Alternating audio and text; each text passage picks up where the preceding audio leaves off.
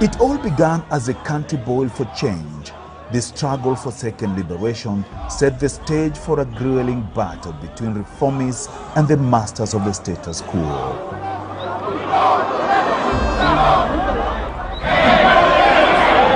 It was a long, protracted battle that saw many fall by the wayside through bullet, others held incommunicado, and many left with lifetime injuries. Sounds of gunshots, the pepper, air filled with smoke and dust, and the wailing of women and children, choking in the dark smoke of poisoned air. Vita imetuchokesha huko ndani, tunawauliza mtupatie amani, msituue, mnatuia nini? That was the way of life as the gallant sons and daughters of the soil fought against the oppressive, authoritarian and tyrant leadership of the Kanu regime.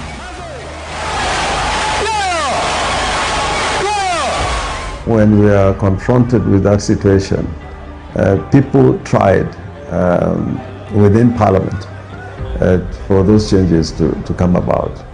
There should be a repeal of what then was Section 2A of the Constitution. And when the movement of reform within Parliament was not succeeding to transition Kenya into a multi-party state, then a decision was made that we need an extra parliamentary movement. Malicious. It had a blend of violent politicians whose agenda was to liberate Kenya.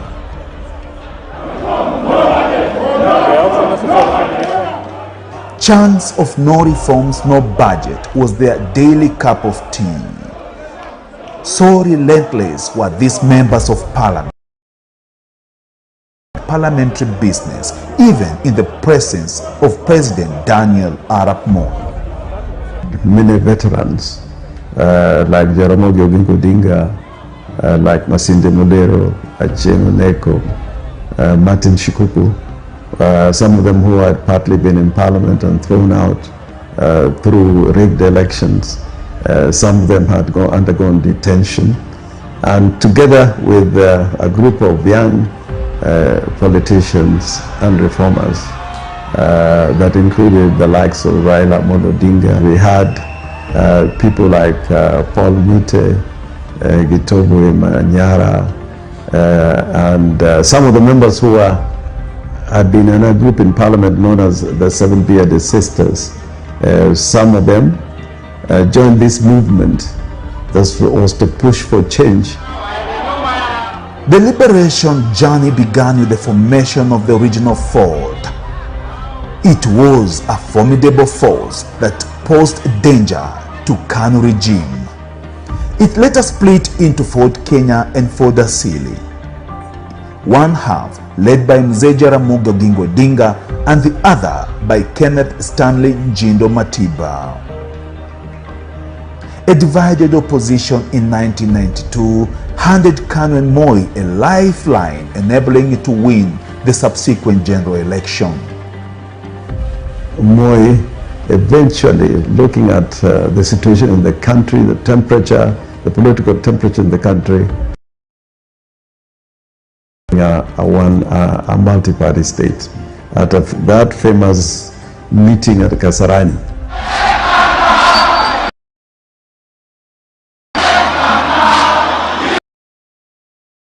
a multi-party state. At that famous meeting at Kasarani,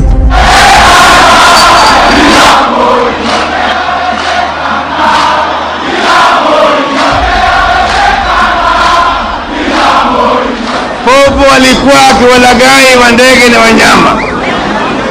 Akienda kwa wanyama anasema mimi ni mmoja wenu. Hamuoni kama nina masikio, nina meno? Ndege gani ambaye iko na meno? Anakaribishwa, anapewa chakula. Halafu kesho anaenda kwa ndege. Anamwambia ndege, mimi ni mmoja wenu. Hamuoni kama mimi nina mabawa na paa angani? Mnyama gani ambaye anaweza kupaa angani? That is when a big rally was organized in 1990 at Kamkunji. And a lot of people were beaten up, a lot of people died, and eventually there was pressure from the international community. Kenya had to be liberated anyway. Tunataka kusema ya kwamba kutoka leo mambo yetu itaendelea mbele.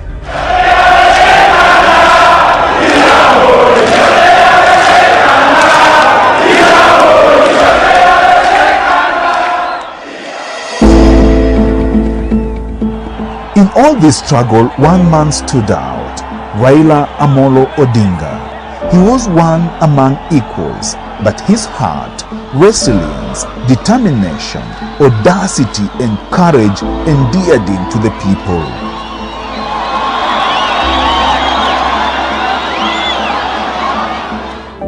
The clamor for the review of the Constitution was fired up when NAC took over power in the December 27, 2002 general election.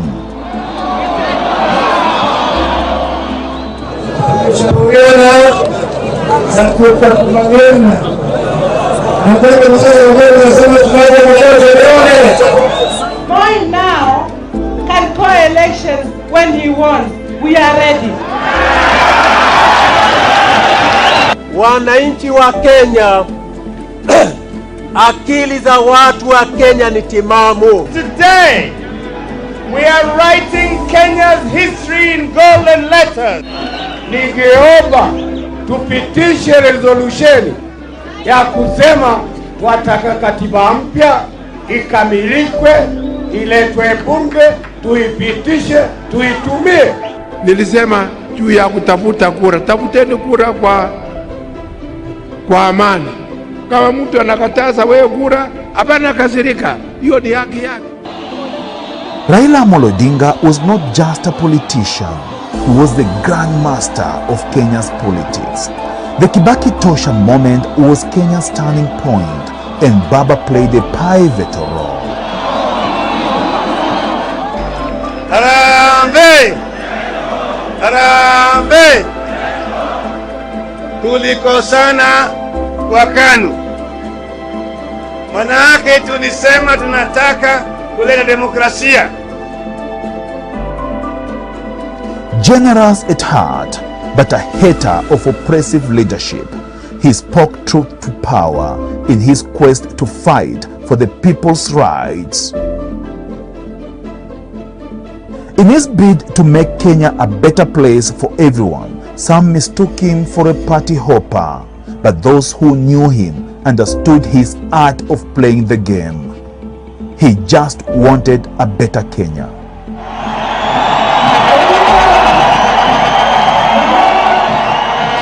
He said that the ODM does not belong to the registered societies, it does not belong to the courts, it belongs to the people of Kenya. From KANU to Ford Kenya and to NDP, he fought fearlessly. And on to LDP, to the Rainbow Movement, and to NARC, his vision was clear. I remember at one time as the ED being called by the party leader, and we sat in Honorable Najib Balala's office at Continental House. Then he was the Minister for Tourism, and our party leader was Minister for Roads, and I was the ED. So all the party, the Liberal Democratic registers, I was the custodian. The bombers talks of 2003 to 2004 brought fresh air into the struggle. In the summer of 2005, the clamor for constitutional change through a referendum began to take shape. The country was divided right in the middle. pitting the Kibaki administration, which supported the mutilated draft, popularly referred to as the Wako draft, against a group of silent politicians from government teaming up with the opposition.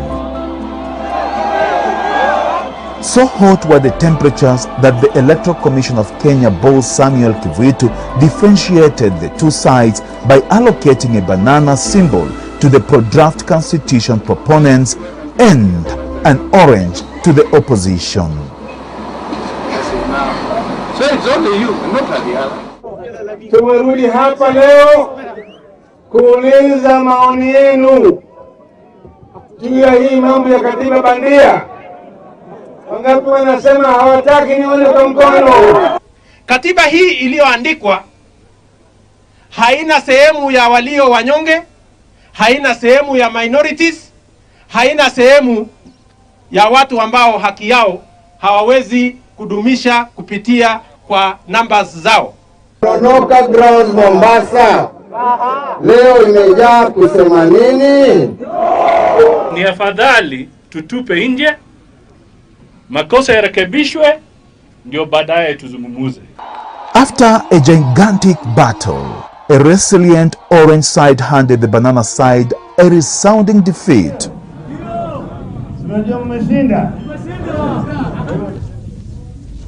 For no, orange, as you would like to prefer to call it, 3,548,477. After we won, our cabinet members, including our current party leader, were shown the door and they were thrown out of the cabinet. It was at this juncture that the idea of metamorphosizing the orange into a political movement was floated. Then at that time, Honorable Najib Balala, Honorable Joseph Nyaga, and Honorable RAILA Odinga, and President Ruto, and Honorable Musalia Mudavadi had shown interest in being presidential candidates. And so we told them that you cannot be chairman of this new proposed party. I was nominated as interim chairman. Ebullient political leaders led by Mr. Odinga joined hands to make the orange dream a reality. The registrar of parties had refused to register, but we managed anyway to register it. I remember we mobilized as a group and went to the AG's office. As we approached, they closed the gates. We had to climb the Attorney General's office gate to access the AG. And I distinctly remember that myself, Janet Ongera, and TJ Kajwang actually climbed and forcefully made our way to the AG's office.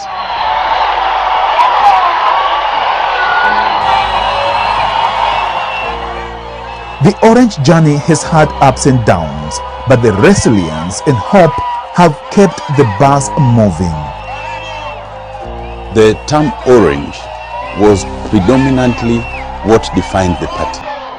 But we had colleagues, led now by my friend, Senator Mahanzo, who all this time as we were planning had a different plan. And at the very last minute, they took away the registration certificate, and we realized that our candidate of choice, Raila Odinga, did not have a party to vie on.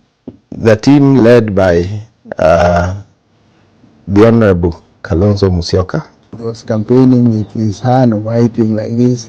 They eventually called it ODM, they eventually called it wiper. We confronted the AG and we told the AG we will not leave until we leave with the certificate.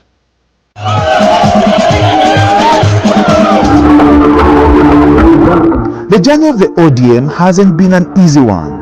It has been uproarious, ear-shattering, and vociferous. It's been characterized by the quest for justice, a journey marked with smoke and dust, the smell of blood, and endless tears. We were to celebrate in 2007, and painfully we were denied that chance. 2013 the same, 2017 the same way, and then brutally in 2022.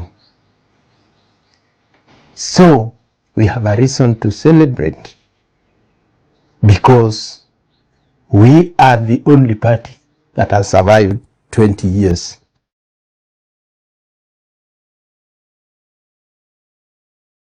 In just 20 years, ODM has been belligerent, intentional, poignant, and caring. Tunataka change katika nchi yetu hii. Na sisi katika ODM tulisema huyu akwambo, ambaye kijana amesema chachiusa, can bring change katika nchi yetu hii. Prime Minister, tunataka kukuambia tunaunga wewe mkono, tuko pamoja na tutaenda pamoja. The shameless bungling of the 2007 general election was the lowest moment for the party members and supporters. So we got announced nothing. But this song gave them hope.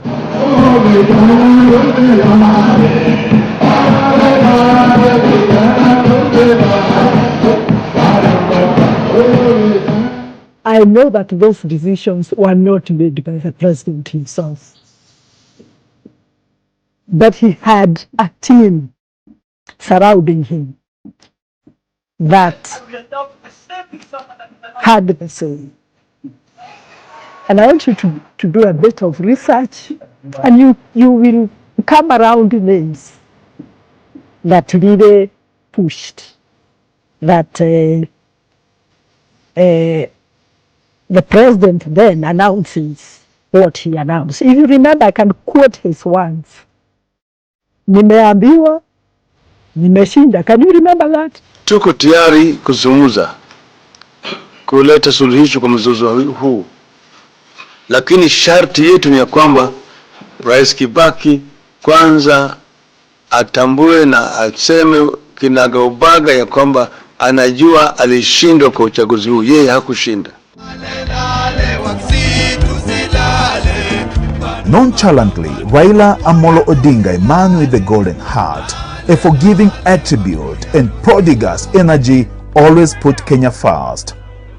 Mwaka moja umepita sasa mpaka wa leo.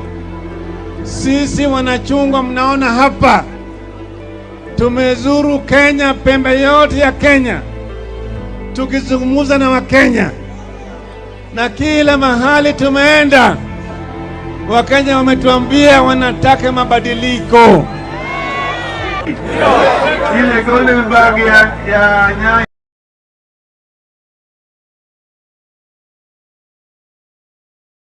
In 10 constitution to as a progressive constitution. I bear my physical and psychological scars with pride. And this is because my country was worth it then and is worth it now. I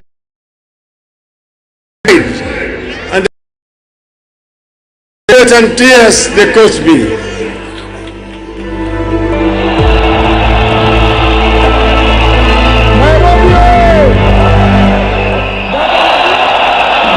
Kenya was blessed to have Raila.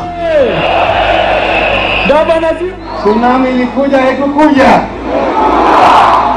Mheshimiwa Raila Amolo Odinga, Your Excellency. Have Amolo. Aya. ODM hoye.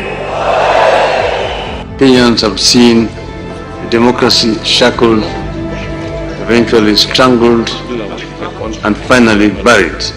While Africa and the whole world were advantaged to have Odinga. By the way, the tears from the torture chambers are still running, as you can tell from the handkerchief that never.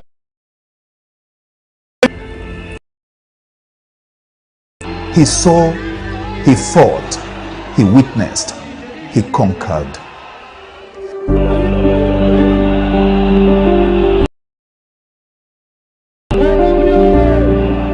With his benevolence, he mentored and nurtured politicians from the past.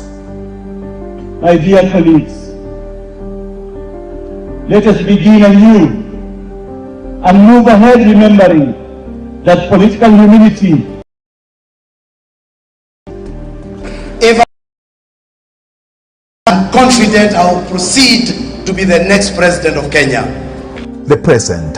Na nina imani yale yatakayoendelea katika hii chama watasimama katika majukwaa kama haya adili ya ODM. Na tumesurvive hii miaka yote kwa sababu ya uongozi wa baba. Na tumesurvive hii miaka yote kwa sababu ODM ni chama cha kitaifa. Viti yote kuanzia kwa MCA, Senator, Woman Rep, Governor, hata President itakuwa ni chama cha ODM. Chama chetu ndio chama cha kitaifa hapa Kenya. Vyama vingine ni vyama vya mbazi. Najivunia sana kwamba miaka 20 baadaye mimi ndio katibu mkuu wa chama cha ODM, chama ambacho mmekikuza kwa damu, kwa jasho na kwa matabu mengi sana. We are prepared either by ourselves kwamba tumechukua uongozi wa nchi and the future. ODM tunasema kwamba vijana, imefika mahali hii safari si ya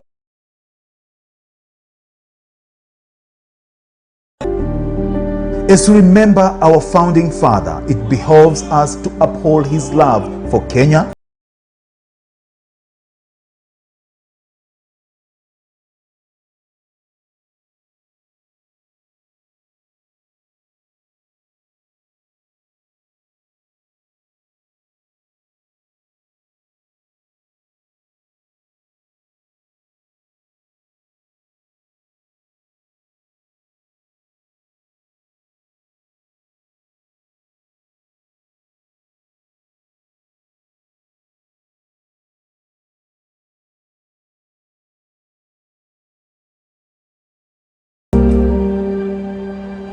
ODM remains true to the ideology and the principles it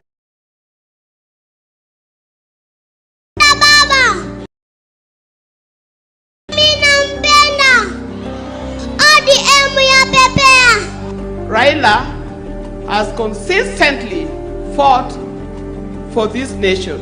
He has consistently fought for the new constitution. His legacy lives on. The king is dead.